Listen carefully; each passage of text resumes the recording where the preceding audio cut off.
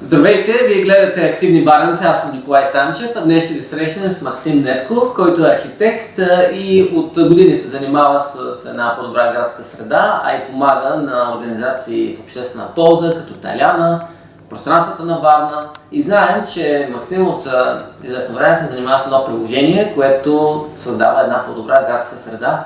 Здравей, Максим! Здрасти, Ники, благодаря ти на поканата. Какво е това приложение, което...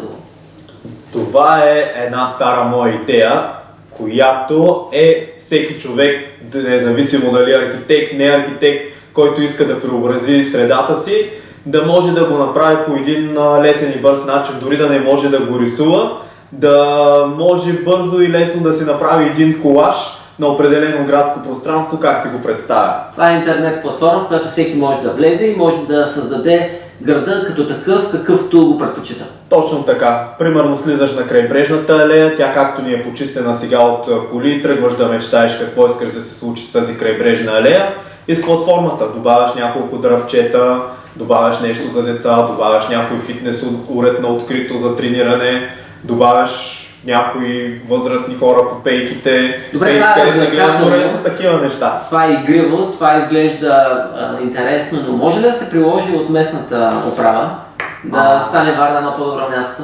Игриво е първата стъпка, а пък замисълът зад това е точно да бъде полезно, то реално оттам тръгна. Тръгна от едно състезание, в което участвах и до чието финал стигнахме с екипа, където община Тарто търсеше правилния инструмент, с който да въвличат хората си, гражданите на града и да събират от тях интересни предложения.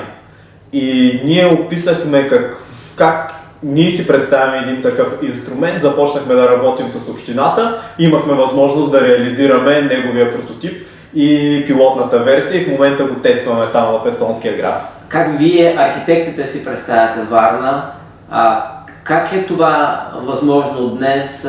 Що за място е Варна? Презастрои ли се тя според вас, архитектите, или всичко е окей? Трудно ми е да говоря от името на архитектите, аз от собственото ми гледна точка бих говорил.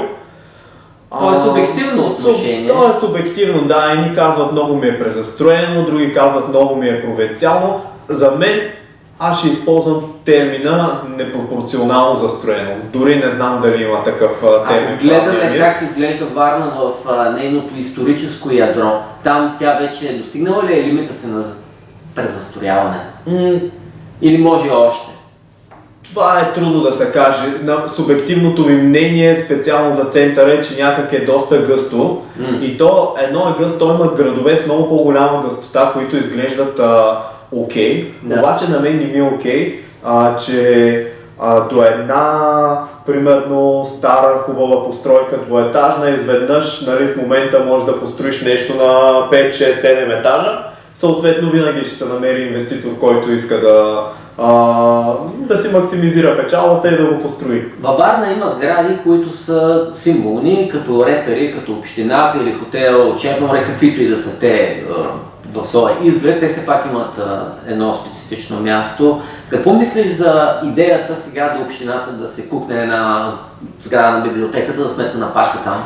За мен традиционно много големите сгради са по-скоро грешни решения от 60-те, 70-те, 80-те години.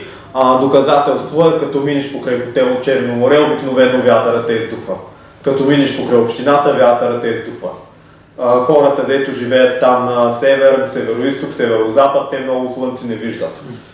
И библиотеката, оценявам това желание на общината, даже по-предходна администрация, не помня от кога тръгна да има във Варна някоя така хубава, голяма, ползваема библиотека, но по-смислено за мен е, дето ще има една сграда с огромно РЗП, с огромно книгохранилище в центъра на града, да има една сграда, която да се ползва наистина като библиотека в Аспарухово, една такава сграда в Владиславово, една в Младост, една в Бриз и... Да има повече разпределение на тези функции. И ти, ако искаш да отидеш да си вземеш една книга и да ти е приятно да прекараш време, една библиотека е далеч повече от книгозаемане. Тя е да си в социална, интересна, така обогатяваща среда. А и се концентрират много функции на едно място. Да. Това стана ли вече проблем във Варна, че човекопотока, транспорта се концентрира на определени места? За мен това е проблем в много европейски градове и със сигурност познаваш този термин, който започва да се налага 15-минутния град. Дори някои говорят и за 5-минутния град. Това означава ти като излезеш от вас от входната врата на 15 минути да имаш достъпни повече от важните дейности за теб, включително и приятните. Затова е така, на времето хората са разсъждавали, нали, спалните са в края на града, в центъра са му функциите и това нещо не е сработило много добре. Да, дискриминация и не води до една здравословна градска среда. И тогава всеки иска да е в центъра, а в края на краищата града е повече от неговото историческо ядро. Да, и стават социални проблеми, престъпност в разни квартали, където няма обществени функции. Редица проблеми започват от това. Добре, в заключение, какво е бъдещето на добрата градска среда и е ли това нещо, което трябва да става само в историческото му ядро? Втория въпрос категорично не. Второто, бъдещето, доста сложен въпрос, аз едва ли би го обхванал в кратък отговор, обаче за мен бъдещето е всеки да се чувства добре в града, в който живее, да се чувства добре в квартала, в който живее и да вижда перспектива да се развива в града, в който живее. Ти ако си на 18 години и си определил, си харесал някое поприще, си избрал в живота, ти да имаш в твоя град хората, които да следваш, хората с които да растеш, институциите, фирмите, които са в тази посока.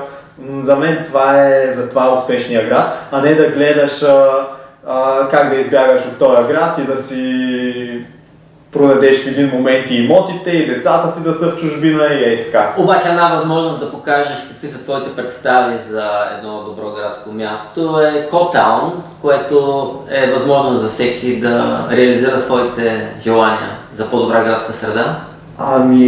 За мен това е пътя към един добър резултат, когато за този резултат се използва груповия интелект. Груповия интелект означава не един архитект да вземе химикала, да каже ей тук ще имам сграда, тук ще имам дърво, сградата ще изглежда еди как си.